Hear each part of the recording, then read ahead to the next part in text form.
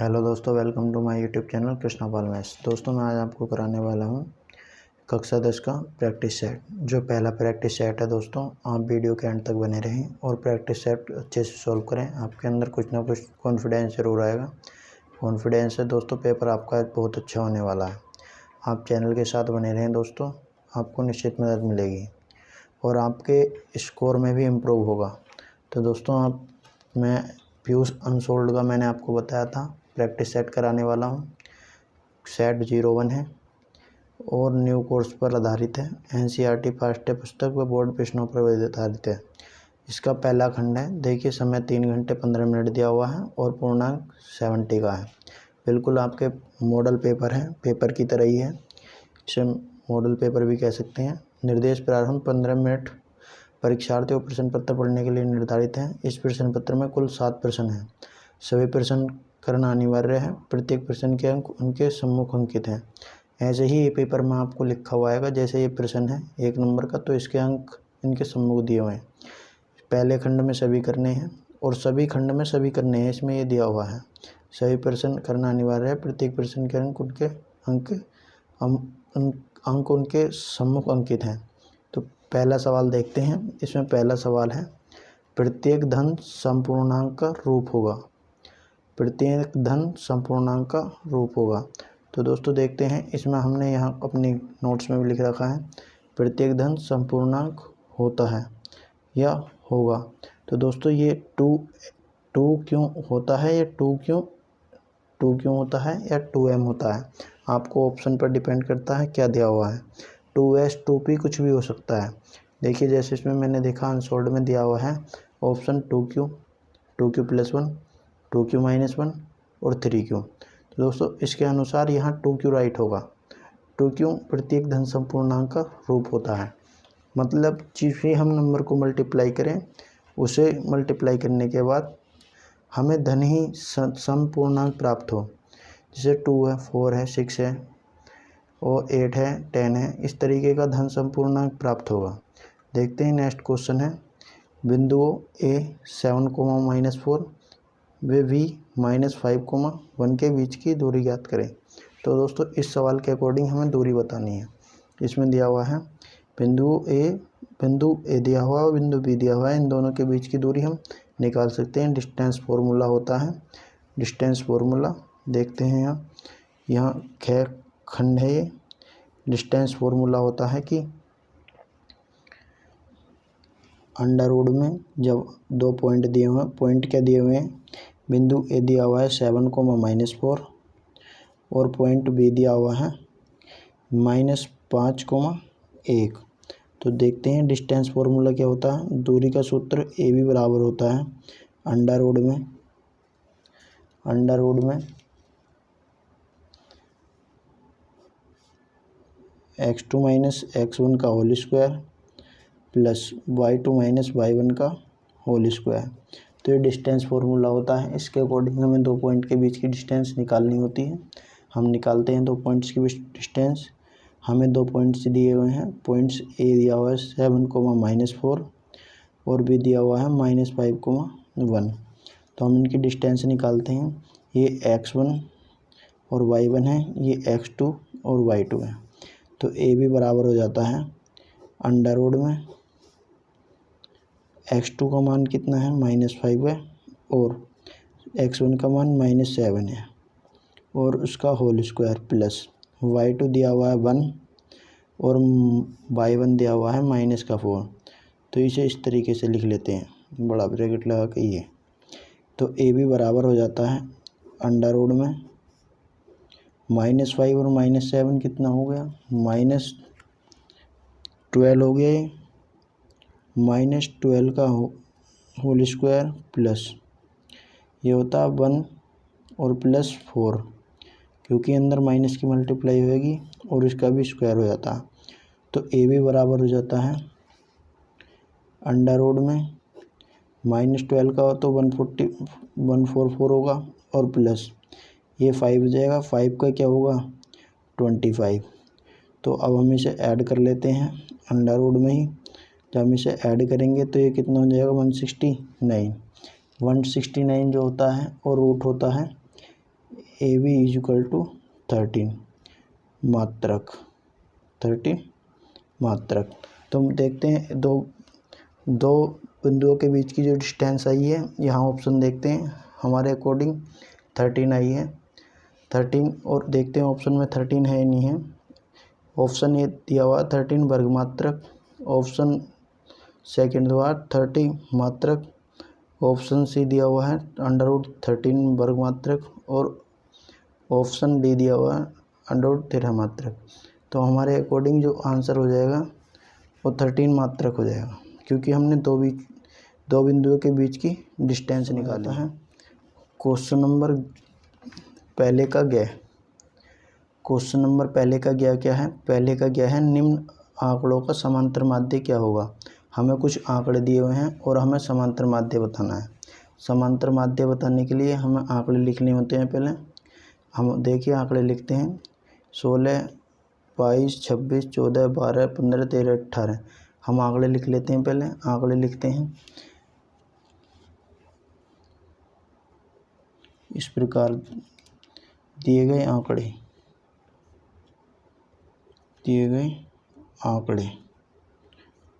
लिखते हैं दोस्तों। आंकड़े दिए गए हैं 16, 22, उसके बाद दिया हुआ है 26 और 14, 12, 15, 13 और 18। समांतर माध्य हम आरोही क्रम में लगाने के बाद भी निकाल सकते हैं और डायरेक्ट भी निकाल सकते हैं। फिर भी हम आरोही क्रम में लिख लेते हैं आंकड़ों को। आरोही क्रम में लिखने पर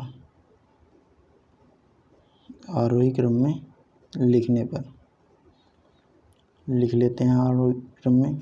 सबसे छोटा देखते हैं, सबसे छोटा यहाँ देखते हैं 12 है, उसके बाद यहाँ देखते हैं 13 है, उसके बाद 14 है, 14 के बाद 16 है, 18 है, 15 है, 15 भी रह गया दोस्तों। तो यहाँ 15 है और यहाँ 16 है और यहाँ 18 है। उसके बाद देखते हैं, उसके बाद 22 है, उसके बाद 26 है।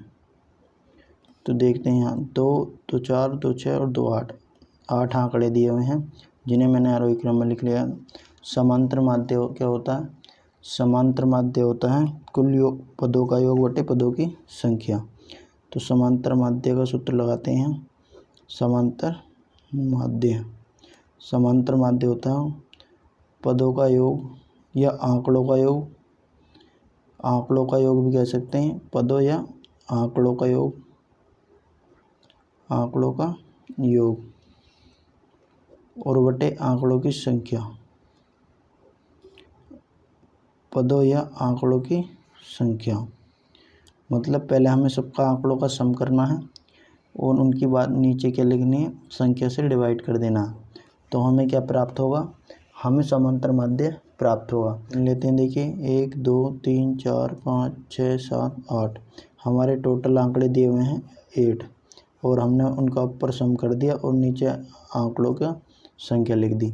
तो हमें टोटल जोड़ते हैं तो ये टोटल आता है 136 के बराबर और डिवाइड करते हैं इसे 8 से। तो देखिए कितनी बार जाता है, 17 बार चला जाता है ये। तो ये इसका जो समांतर माध्य होगा, इसका समांतर माध्य होगा समांतर माध्य है 17। देखते हैं उसमें ऑप्शन है नहीं है 17। देखिए समांतर माध्य निकालने के लिए बोला गया था हमसे। देखिए इसमें पहला है ऑप्शन 17 है, तो इसका फर्स्ट ऑप्शन राइट हो जाएगा, बाकी ऑप्शन रॉन्ग है। तो इसका 17 सही आंसर है। नेक्स्ट क्वेश्चन देखते हैं। नेक्स्ट है घ। पहले का घ 8 त्रिज्या के गोले का आयतन है। मतलब डायरेक्ट सूत्र पूछा गया हमसे। हम डायरेक्ट सूत्र इसमें यही बता सकते हैं या अपनी नोट्सबुक में लिख के बता सकते हैं। ऐसे गोले का आयतन क्या होगा जिसकी त्रिज्या r है। तो लिख लेते हैं फर्स्ट का घ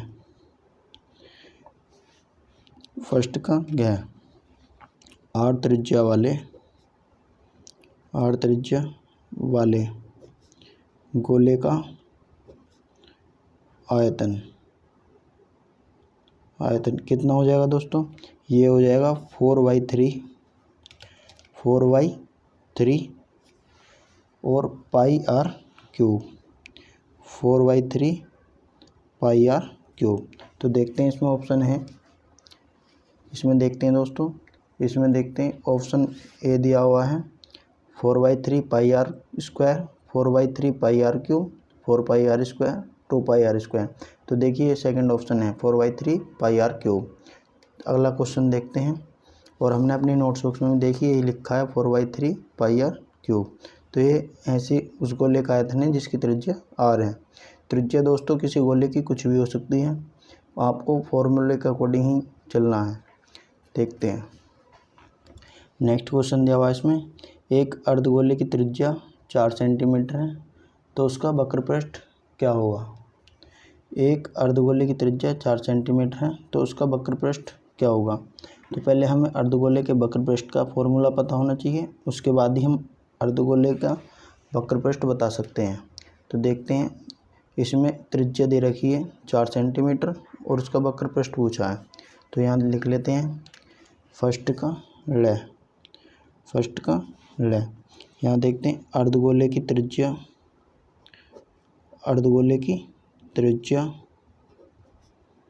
कितनी दी हुई है।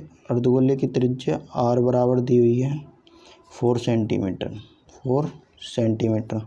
उसके बाद उस वक्र पृष्ठ देखते हैं, वक्र पृष्ठ क्या होता है। वक्र पृष्ठ अगर आपको सूत्र याद है तो क्वेश्चन हो जाएगा, और आपको सूत्र याद नहीं है तो क्वेश्चन नहीं होगा। तो वक्र पृष्ठ देखते हैं क्या होता है।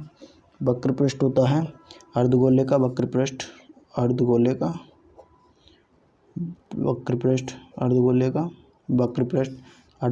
वक्र पृष्ठ होता है बराबर 2 पाई आर स्क्वायर, और जो पूरा गोला होता है उसका वक्र पृष्ठ होता है 4 पाई आर स्क्वायर।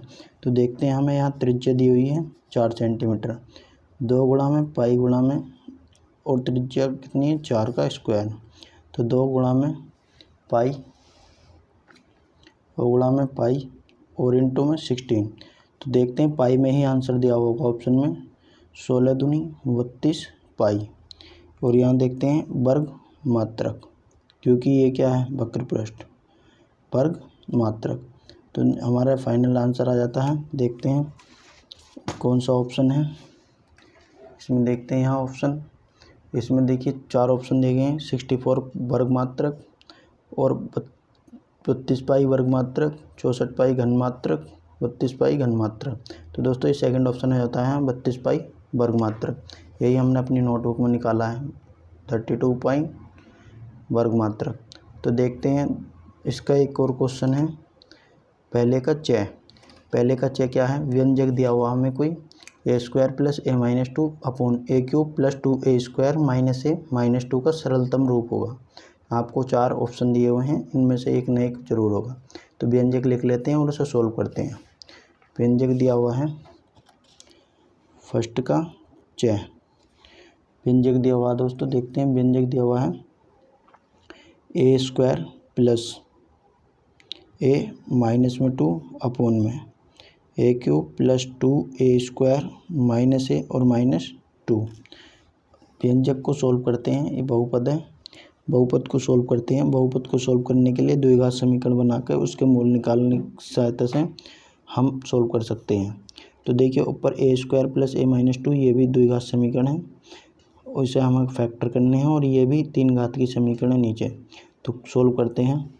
जब हम इसे सोल्व करेंगे तो ये ऊपर वाले पद को अलग सोल्व कर ले, चाहे दोनों को एक साथ कर लें। देखते हैं ऊपर वाले पद को पहले सोल्व कर लेते हैं, a² + a-2। जब इसे सोल्व करेंगे तो यहाँ से देखते हैं a² + 2a - a-2। दोस्तों गुणा करने पर -2 आए और जोड़ने पर +1 आए, तो इसके फैक्टर यही हो सकते हैं। इसमें से यहाँ से एक a कॉमन ले लेते हैं। जब a कॉमन ले लेंगे तो अंदर बचेगा a + 2, यहाँ से -1 कॉमन ले लेते हैं, ये होता है a + 2। तो आगे देखते हैं ये a + 2 हो जाता है और ये a - 1 हो जाता है। तो इसके फैक्टर आ चुके हैं। अब देखते हैं नेक्स्ट वाले के फैक्टर। नेक्स्ट वाला क्या है, a³ + 2a² - a और -2।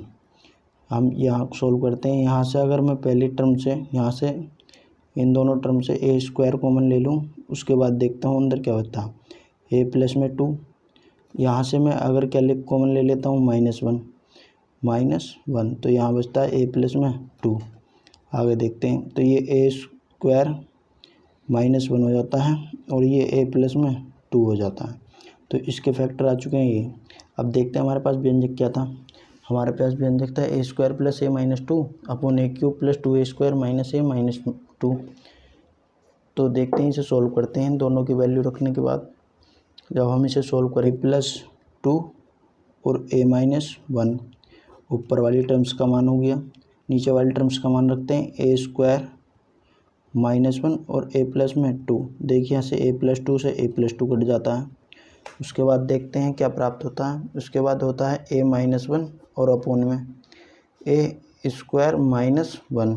तो ये यहाँ एक फॉर्मूला होता है ए स्क्वायर माइनस। तो देखिए हमें जो प्राप्त होता है ये प्राप्त होता है a -1 और अपोन में ए स्क्वायर -1।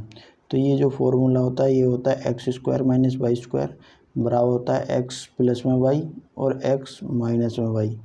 तो इसी प्रकार नीचे वाला टर्म खुल जाएगी a -1 और अपोन में a +1 और a -1। तो a -1 से a -1 कट जाएगा और देखते हैं यहाँ क्या प्राप्त होता है। यहाँ प्राप्त होता है a अपॉन a प्लस में 1। तो देखते हैं ये हमारा फाइनल आंसर आ चुका है सवाल का। देखते हैं यहाँ कौन सा ऑप्शन दिया हुआ है। इसमें देखते हैं, इसमें ऑप्शन दिया हुआ है ये पहला ही ऑप्शन 1/a+1 दिया हुआ है, सेकंड -1/a+1 दिया हुआ है, -a+1। बाकी 3 ऑप्शन गलत हैं, फर्स्ट हमारा सही हो जाता है।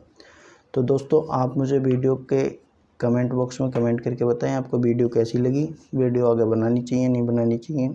वीडियो को लाइक करें, चैनल को सब्सक्राइब करें और शेयर करें। दोस्तों आप मेरे साथ बने रहें, आपको तरह तरह के अनसोल्व पेपर कराए जाएंगे और आपका स्कोर बहुत अच्छा होने वाला है। धैर्य बनाए रखें, पेपर अच्छे से करें और अपने चैप्टर भी रिवाइज करते रहें। चलिए मिलते हैं दोस्तों आपसे अगले वीडियो में। जब तक के लिए हमारे साथ बने रहें। Take care, good bye, thank you.